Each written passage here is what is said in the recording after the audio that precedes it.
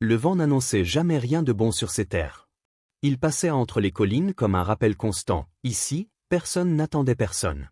La ferme se tenait seule au milieu de l'étendue pâle, battue par le froid, marquée par les saisons trop longues et les hivers trop durs. Les planches de la maison portaient les cicatrices du temps, noircies par la pluie, fendues par le gel. Chaque soir, quand la lumière baissait, le silence devenait plus lourd que la nuit elle-même. C'était un silence choisi. Un silence appris. L'homme vivait là depuis des années, sans témoin, sans visite, sans promesse. Il avait appris à mesurer ses gestes, à réduire ses besoins, à n'attendre rien d'autre que le lever du soleil et la tombée du jour. Le passé ne l'avait pas quitté, mais il avait appris à marcher à côté, sans jamais se retourner. Autrefois, il avait cru qu'aimer signifiait risquer. Et quand la perte était venue, brutale, irrévocable, il avait tiré une conclusion simple: plus jamais. Plus jamais quelqu'un sous ce toit. Plus jamais de voix à perdre. Ce soir-là, l'air était plus tranchant que d'habitude. L'hiver avançait, invisible mais déterminé. Alors qu'il longeait la clôture, ses pas ralentirent. Quelque chose rompait la ligne familière du paysage. Deux silhouettes se tenaient là, immobiles, à distance respectueuse. Une femme, droite malgré la fatigue, et un enfant, petit, silencieux, sa main glissée dans la sienne. Ils n'agitaient pas les bras. Ils n'appelaient pas. Ils attendaient. Il s'approcha lentement, le regard méfiant mais calme. La femme leva légèrement le menton. Sa voix, quand elle parla, était ferme sans être dure. Elle ne demanda pas de rester. Elle ne demanda pas de nourriture. Seulement de l'eau. Pour l'enfant. Rien de plus. L'enfant, lui, observait. Pas avec peur. Pas avec espoir. Avec une attention étrange, presque adulte, comme s'il avait appris très tôt à lire les visages. Quelque chose se resserra dans la poitrine de l'homme. Pas un souvenir précis. Plutôt une sensation ancienne, enfouie, qu'il croyait morte. Il détourna les yeux, indiqua l'abri près de la grange. Une nuit. Une seule. Il n'y aurait pas d'attachement. Pas de lendemain. La femme accepta sans discuter, comme si elle n'avait jamais attendu davantage de qui que ce soit. La chaleur du poêle remplit lentement l'espace. Le feu crépitait doucement, repoussant le froid sans effacer la distance. La femme s'endormit presque aussitôt, le corps enfin autorisé à lâcher prise. L'enfant resta éveillé. Il regardait les flammes, puis l'homme, puis de nouveau les flammes. Le silence s'étira. Long. Dense.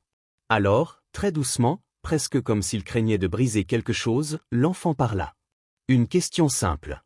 Pas une supplique. Pas un rêve. Une question posée avec une prudence qui n'aurait jamais dû appartenir à un si jeune âge. Est-ce que vous restez toujours ? L'homme ne répondit pas. Il ajouta du bois au feu. Les étincelles jaillirent, puis retombèrent. Dehors, le vent hurla plus fort, comme pour rappeler que rien ne dure. Mais dans cette petite pièce, quelque chose venait de se fissurer. Une certitude ancienne. Une règle qu'il croyait immuable. Il s'était dit que ce n'était qu'une nuit. Il s'était dit que cela ne signifiait rien. Pourtant, tandis que l'enfant finissait par s'endormir, le visage tourné vers la chaleur, une pensée, simple et dangereuse, s'imposa à lui. Si c'était lui, là-dehors, dans le froid. Espérait-il que quelqu'un reste ? Le matin arriva sans bruit. Le froid s'était glissé dans les interstices de la nuit, laissant une fine couche de givre sur les planches et une lumière pâle sur la terre durcie. L'homme se leva avant le soleil, comme toujours. Il resta un moment immobile sur le seuil, observant la vapeur de son souffle se mêler à l'air glacé. Derrière lui, dans l'abri, un léger froissement indiquait que la nuit avait pris fin pour d'autres que lui. La femme ne traînait pas. Lorsqu'il entr'ouvrit la porte, elle était déjà accroupie, repliant la couverture avec soin, ses gestes précis, presque méthodiques. L'enfant se tenait près d'elle, encore engourdi, mais attentif. Il n'y avait ni précipitation, ni lenteur calculée. Juste l'habitude de partir sans déranger. De disparaître avant qu'on ne vous le demande. Il ne parlait pas. Pas encore. L'homme observa sans se montrer. Il remarqua la manière dont l'enfant pliait son écharpe, comment ses doigts, petits mais assurés, savaient déjà ne pas gaspiller l'espace. Cette économie de gestes disait plus qu'aucun récit. La femme rompit finalement le silence, sans lever la tête. Elle parla de ce qui avait été perdu. D'un mari emporté par le froid. D'un travail qui avait disparu sans explication. Elle ne se justifiait pas. Elle n'accusait personne. Elle constatait simplement les faits, comme on récite une liste qu'on connaît par cœur. L'homme n'interrompit pas. Il n'offrit pas de consolation. Il indiqua le chemin le plus sûr vers la route principale, les zones où la neige cédait plus vite. Avant qu'il ne parte, il déposa près de la porte une paire de bottes d'enfant, usées mais solides. Il murmura qu'elles n'étaient plus utiles ici. La femme hocha la tête. Pas de remerciement appuyé. Juste un regard qui comprenait ce que ce geste coûtait. Ils s'éloignèrent sans cérémonie. Les pas crissaient sur le sol gelé. L'homme resta près de la clôture, les bras croisés, observant jusqu'à ce que leurs silhouettes se fondent dans la pâleur du matin. Il se retourna alors, certain que cela devait s'arrêter là. Cela s'était toujours arrêté là. Mais une fois seul, le silence avait changé. Il n'était plus stable. Il pesait. La tasse de café refroidit entre ses mains. Son regard revenait sans cesse vers le sentier. La question de la veille remontait, insistante, comme un écho qu'il n'avait pas le courage de faire taire. Il se leva brusquement, attrapa son manteau, sans réfléchir davantage. Ce n'était pas de la générosité. C'était autre chose. Un refus silencieux. Il les rattrapa plus loin, là où la terre devenait plus meuble. Il n'expliqua rien. Il proposa simplement de les mener jusqu'à la ville, puisque sa route passait par là. La femme hésita, cherchant sur son visage autre chose qu'un calcul pratique. Elle n'y trouva ni promesse, ni chaleur excessive. Alors elle accepta. Le trajet fut long. Le paysage s'étirait, monotone, balayé par un vent sec. Personne ne parlait. L'enfant observait les roues, la ligne de l'horizon, les nuages lourds. Lorsqu'enfin les toits apparurent au loin, l'homme sentit ses mains se crisper sur les rênes. La ville signifiait les regards. Les souvenirs. Les erreurs passées. Il descendit le premier. Leur demanda s'ils avaient besoin de quelque chose. 1 heure, dit-il. Pas plus. La femme acquiesça. L'enfant resta près d'elle, silencieux comme toujours. Des murmures naquirent autour d'eux. Des regards qui jugent sans connaître. L'homme les ignora, jusqu'au moment où la voix du commerçant se fit sèche. Pas de crédit. Pas pour les inconnus. Il intervint sans hausser le ton. Elle est avec moi. Le nom qu'il donna engageait tout. Il paya. En entier. Dehors, la femme tenta de protester. Il l'interrompit doucement. Ce n'était pas une dette. L'enfant leva les yeux vers lui. L'homme lui tendit quelques fruits secs. Mange. Sur le chemin du retour, il ne s'arrêta pas à l'embranchement. La ferme réapparut dans la lumière basse de l'après-midi. Cette fois, aucun d'eux ne posa la question. Mais quelque chose était clair, même sans mots, il n'était plus simplement de passage. La ferme ne changea pas cette nuit-là.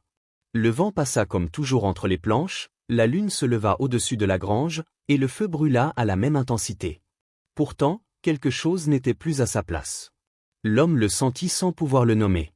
La présence des 2 autres pesait dans l'espace, non comme une intrusion, mais comme une question restée ouverte. Ils partagèrent un repas simple, presque sans parole.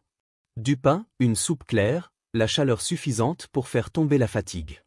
L'enfant mangeait lentement, attentif à chaque geste, comme s'il observait un rituel nouveau. La femme restait droite, mesurée, ne prenant jamais plus que nécessaire. Rien n'était demandé. Rien n'était offert au-delà de l'évidence. Le lendemain, l'homme retourna en ville seul.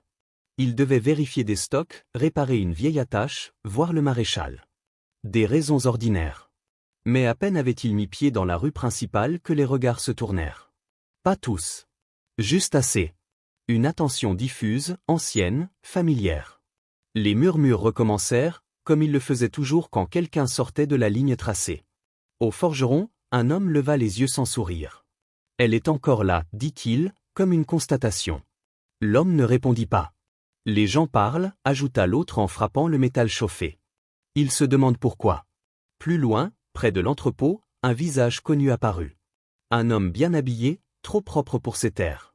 Il s'approcha avec une assurance tranquille, comme quelqu'un qui croit offrir une solution. Il parla d'options. D'un travail ailleurs pour la femme. D'un toit stable. D'un avenir plus simple pour l'enfant. Il parla aussi du passé. De ce qui s'était mal terminé, autrefois, quand l'homme avait voulu aider. Des pertes. Des rumeurs. Du prix à payer.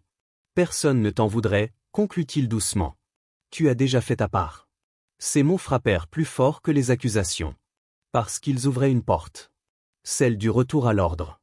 À la solitude maîtrisée. À une vie sans attente. L'homme ne répondit toujours pas.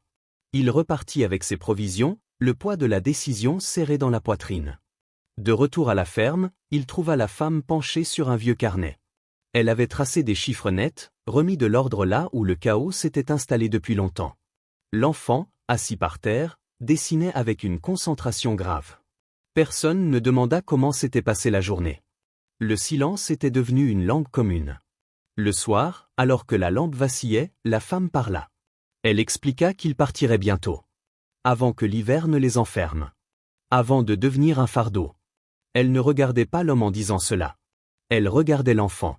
Comme si la décision ne lui appartenait pas entièrement. Il resta longtemps sans répondre. Le feu crépita. Le vent reprit. Puis il se leva, ouvrit un vieux tiroir près de la porte. À l'intérieur reposait une clé, usée, lourde de souvenirs. Il la tint un moment dans sa paume. Ensuite, sans discours, sans justification, il la posa sur la table, entre eux. La femme leva enfin les yeux. Le geste était simple. Mais il disait tout ce qu'il n'osait pas encore formuler. Ce n'était pas une promesse éternelle. Ce n'était pas un engagement déclaré.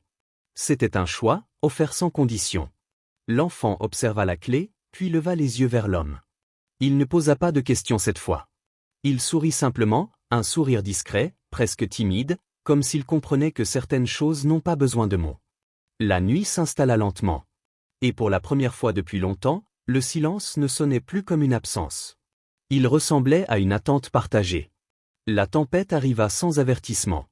Au lever du jour, le ciel avait changé de couleur, passé d'un gris pâle à un métal dur et fermé. Le vent descendait des hauteurs avec une violence nouvelle, coupant, impatient.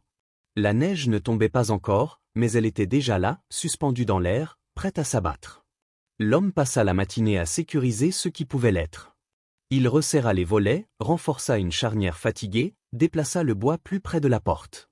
Ses gestes étaient rapides, précis, mais son esprit ne quittait pas la maison. À l'intérieur, la femme préparait leurs affaires. Non pas parce qu'elle voulait partir, mais parce qu'elle avait appris que rester trop longtemps sans invitation claire finissait toujours de la même manière. L'enfant observait le ciel par la fenêtre, ses doigts traçant des lignes invisibles sur la vitre froide. Il comprenait plus qu'on ne l'aurait cru. Il n'avait rien demandé depuis la veille. Pas un mot sur la clé. Pas une question sur l'avenir. Il savait que certaines réponses se brisent si on les touche trop tôt. Quand la femme annonça calmement qu'il partirait avant que la neige ne bloque les chemins, l'homme resta immobile dans l'embrasure de la porte. Il n'entra pas. Il n'objecta pas. Le silence pesa lourd. Elle parlait comme quelqu'un qui s'excuse d'exister trop longtemps au même endroit. Comme quelqu'un qui anticipe déjà le refus. Puis la tempête frappa. Le vent hurla soudain, arrachant la respiration même de la terre. La neige s'abattit de biais, effaçant les repères, avalant les clôtures, les sentiers, les distances. En quelques heures, le monde se réduisit à 4 murs et un toit qui gémissaient sous la pression. Il n'y avait plus de départ possible. Plus de route. Plus d'ailleurs. Ils étaient coincés ensemble. L'homme ne dit rien. Il se mit au travail. Il passa d'une pièce à l'autre, colmata les fentes, ralluma les poêles, posa des couvertures là où le froid tentait de s'infiltrer. Chaque geste était une réponse silencieuse à la décision que la femme n'osait pas prendre. Il ne lui demandait pas de rester. Il faisait simplement en sorte que partir devienne impossible. Au milieu de la journée, un cavalier apparut dans la tourmente, silhouette vacillante entre ciel et neige. Il apportait un message de la ville. Des restrictions. Des rations. Et une phrase claire, écrite sans émotion. Quiconque se porterait garant d'autres personnes en hiver en assumerait seul les conséquences. Terre, bétail, maison. L'homme lut le message sans broncher. Il sortit un crayon, posa la feuille contre un poteau battu par le vent, et signa. Son nom, droit, lisible, sans hésitation. Le cavalier le regarda, surpris. 2 bouches de plus, murmura-t-il. Tu es sûr? L'homme ne répondit pas. La signature suffisait. Quand il rentra, la chaleur du feu contrastait violemment avec la tempête dehors. La femme leva les yeux, cherchant une explication. Il n'en donna aucune. Il ôta simplement son manteau, suspendit ses gants près du poêle. L'enfant se leva et s'approcha. Sans parler, il posa sa main sur la manche encore froide de l'homme, un geste bref, instinctif. La nuit tomba tôt, lourde et opaque. Le vent continuait de frapper, mais à l'intérieur, le feu brûlait d'une manière plus stable, plus confiante. Personne ne parla longtemps. Il n'y avait rien à ajouter. La tempête faisait son œuvre, dehors et dedans. Et dans ce huis clos imposé par la neige, quelque chose se consolidait lentement. Non pas une promesse. Pas encore. Mais une présence assumée. Une responsabilité choisie. Le genre de choix qui ne se crie pas, mais qui change tout. La tempête s'éloigna comme elle était venue, sans excuse ni explication. Au matin, le monde semblait figé sous une épaisseur blanche, immobile, presque fragile. La lumière se reflétait sur la neige fraîche, adoucissant les contours de la ferme, comme si le paysage lui-même retenait son souffle après la violence. À l'intérieur, la vie reprit sans être annoncée. La femme préparait une boisson chaude, mesurant chaque geste, attentive à ne pas occuper trop d'espace. L'enfant était assis près de la table, concentré sur ses feuilles. Le crayon avançait lentement, traçant des formes simples. Une maison. Un toit. De la fumée qui s'élevait droit dans l'air calme. 3 silhouettes devant la porte. Rien d'exagéré. Rien de décoratif. Juste ce qu'il voyait. L'homme observa sans commenter. Il sentait le poids de ce qu'il avait fait la veille, non comme un regret, mais comme une responsabilité désormais réelle. Les mots du message signé tournaient encore dans son esprit. Ce qu'il avait risqué. Ce qu'il avait accepté. Il comprenait maintenant que l'aide ponctuelle était facile. Ce qui était difficile, c'était de rester. La femme parla plus tard, quand le feu baissa et que le jour glissa lentement vers l'après-midi. Elle ne parla pas pour convaincre. Elle parla pour expliquer. Elle dit qu'elle n'avait jamais cherché à être sauvée. Seulement un endroit où l'on ne compte pas les jours avant de vous demander de partir. Elle dit que l'enfant avait appris très tôt à ne pas poser trop de questions. À ne pas s'attacher trop vite. Sa voix était calme, presque neutre, mais chaque mot portait une fatigue ancienne. L'homme écouta sans l'interrompre. Puis, pour la première fois, il parla vraiment. Il parla de la femme qu'il avait perdue. De l'hiver qu'il avait emporté trop vite. Des règles qu'il s'était imposées ensuite. Ne pas accueillir. Ne pas dépendre. Ne pas laisser quelqu'un rester assez longtemps pour devenir indispensable. Il reconnut que ces règles l'avaient protégé, mais qu'elles l'avaient aussi vidé. Le silence qui suivit n'était pas inconfortable. Il était dense, chargé d'une compréhension nouvelle. La femme baissa les yeux vers le dessin de l'enfant. Elle murmura que s'il dessinait une maison ainsi, c'était parce que personne ne lui avait encore dit qu'il n'en avait pas le droit. L'homme regarda le dessin à son tour. Son regard se posa sur le toit, légèrement de travers. Il le corrigea du bout du doigt, presque avec tendresse. Le toit devait pencher de l'autre côté, dit-il doucement. On pourra l'arranger plus tard. La femme releva la tête. Elle ne sourit pas vraiment. Mais quelque chose se relâcha en elle. Pas une certitude. Pas une promesse. Juste un apaisement. La compréhension que rester n'était plus une faute à anticiper. Le feu reprit, crépitant doucement. La neige dehors commença à glisser lentement des rebords du toit. Rien n'était décidé pour toujours. Rien n'était déclaré. Mais ce jour-là, sans qu'aucun mot solennel ne soit prononcé, la ferme cessa d'être un refuge provisoire. Elle devenait un lieu où l'on pouvait, au moins pour un temps, poser ses affaires sans crainte. Les jours suivants s'installèrent dans une routine fragile, presque prudente.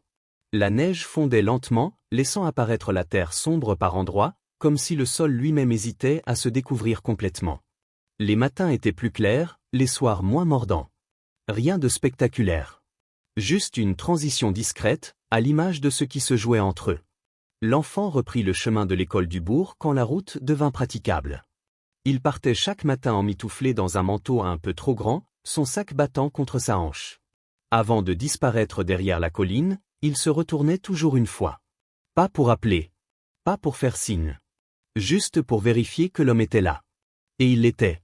Toujours. Appuyé contre la rambarde, immobile, comme un point fixe dans un monde encore instable. La femme occupait ses journées sans qu'on le lui demande. Elle rangeait, réparait, comptait. Elle redonnait une forme aux choses laissées à l'abandon, non par zèle, mais parce que remettre de l'ordre l'aidait à croire que le sol ne se déroberait pas soudain sous ses pieds. L'homme la laissait faire. Il observait en silence comment la maison changeait, subtilement. Pas plus vivante. Plus habitée. Puis la pression revint. Pas sous la forme de rumeurs bruyantes, mais d'une visite polie. Un homme bien mis, les bottes propres, le regard calculateur. Il parla calmement, comme quelqu'un qui croit proposer une solution raisonnable. Il expliqua que la communauté s'inquiétait. Qu'il existait ailleurs un endroit plus approprié pour une femme seule et un enfant. Un travail stable. Un toit garanti. Une vie sans question. Il ajouta, presque gentiment, que cela libérerait l'homme. Qu'il retrouverait sa tranquillité. Que personne ne lui reprocherait ce choix. Après tout, il avait déjà fait plus que sa part. Ces mots résonnèrent longtemps après le départ de l'homme. Le soir venu, la maison semblait plus vaste, plus creuse. L'homme resta seul à la table, la lampe projetant une lumière tremblante sur le bois usé. Dans la pièce voisine, la femme lisait à voix basse. L'enfant dormait, sa respiration régulière remplissant l'espace d'une présence paisible. Il se leva lentement. Ouvrit le tiroir près de la porte. Ses doigts trouvèrent la clé, lourde, familière. Il la tint longtemps, mesurant ce qu'elle représentait vraiment. Pas une possession. Un accès. Une confiance. Il entra dans la pièce sans bruit. La femme leva les yeux, surprise mais calme. Il s'approcha et posa la clé dans sa main. Pas de discours. Pas de condition. Elle referma doucement ses doigts autour du métal, comme si elle comprenait que ce geste n'attendait rien en retour. Puis il se tourna vers l'enfant. Il s'accroupit pour être à sa hauteur. Sa voix était basse, stable. Il ne parla pas de toujours. Il ne parla pas d'avenir lointain. Il dit simplement que cette maison était la leur tant qu'ils le voudraient. Que rester était un choix, pas une dette. L'enfant hocha la tête, sérieux. Comme quelqu'un qui savait déjà le poids des mots rares. Cette nuit-là, le vent se tut. Le silence qui enveloppa la ferme n'était plus une défense. Il était une compagnie. Et pour la première fois depuis longtemps, l'homme ne chercha pas à le fuir. Le printemps ne s'annonça pas d'un seul coup. Il arriva par petites concessions. Une plaque de neige disparut près de la grange. Une odeur de terre humide portée par le vent. Un matin où le froid ne mordait plus les doigts. La ferme ne célébrait rien. Elle s'adaptait, simplement. Les journées trouvèrent leur rythme. L'enfant partait à l'école chaque matin, son sac un peu trop lourd pour son dos, mais son pas plus sûr. Avant de franchir la colline, il se retournait encore. Toujours une seule fois. Et chaque fois, l'homme était là. Il ne levait pas la main. Il ne souriait pas forcément. Mais il restait. Et cela suffisait. La femme occupait l'espace avec une discrétion presque respectueuse. Elle plantait quelques herbes derrière la maison, notait les comptes sur des pages propres, réparait ce qui pouvait l'être. Elle ne cherchait pas à transformer la ferme. Elle la complétait. Comme si elle avait toujours su où poser les choses pour qu'elle ne gêne personne. L'homme parlait peu, comme avant. Mais ses silences n'étaient plus des murs. Ils étaient des pauses. Des moments partagés. Le soir, ils mangeaient ensemble sans s'en rendre compte. Une assiette en plus. Une chaise déplacée. Un bol rempli avant d'être vide. Personne ne l'annonçait. Cela se faisait. Un jour, l'enfant trouva une petite chaise près de la table. À sa taille. En bois brut, soigneusement poncée. Il ne demanda pas qui l'avait faite. Il la tira simplement vers lui et s'assit. La femme posa une assiette devant la chaise sans un mot. L'homme regarda la scène, le cœur serré d'une manière nouvelle. Pas douloureuse. Juste pleine. Il n'y eut ni promesse solennelle, ni cérémonie. Personne ne parla de futur lointain. Il vivait dans ce qui était là. Les matins clairs. Les soirs calmes. Les petites réparations qui maintiennent un toit debout. La maison ne résonnait plus. Elle retenait les voix. Un soir, alors que la lumière tombait doucement, la femme s'arrêta près de la porte. Elle regarda l'homme sans urgence. Elle ne demanda pas combien de temps. Elle ne demanda pas pourquoi. Elle dit simplement que rester ici n'avait plus l'impression de déranger. Il hocha la tête. Rien de plus n'était nécessaire. L'enfant, assis par terre, dessinait encore. Cette fois, il avait ajouté des arbres. Un chemin. De la fumée qui montait droit dans le ciel. Il posa le crayon et observa son dessin un long moment, comme pour s'assurer qu'il ne disparaîtrait pas. Dehors, le vent passait dans l'herbe nouvelle. Pas pour chasser. Pas pour rappeler l'absence. Juste pour traverser. La ferme n'était plus un refuge temporaire. Elle était devenue un lieu choisi. Pas parce que quelqu'un l'avait promis. Mais parce que personne n'avait demandé à partir. Et parfois, cela suffisait pour appeler un endroit, un foyer. Si cette histoire vous a touché, prenez un instant pour la garder vivante. Un simple geste, un partage, un abonnement discret permet à ces récits de continuer leur chemin. Merci d'être resté jusqu'au bout.